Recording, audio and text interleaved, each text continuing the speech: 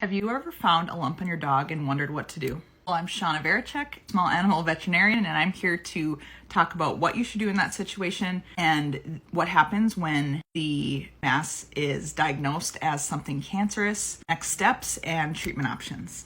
And this subject is especially near and dear to my heart right now because my dad and stepmom's dog, they just found a pretty small bump on his leg.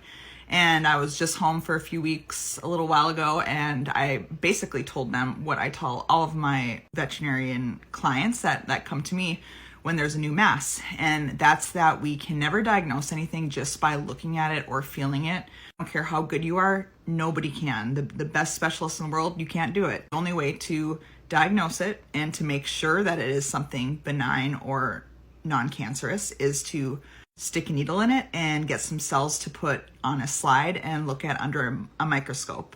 And this is called a fine needle aspirate, and it's something that is done right in clinic. It is painless. Dogs don't need to have any sedation for it. There's no special thing that you have to do to make an extra appointment for. It can be done right in the appointment.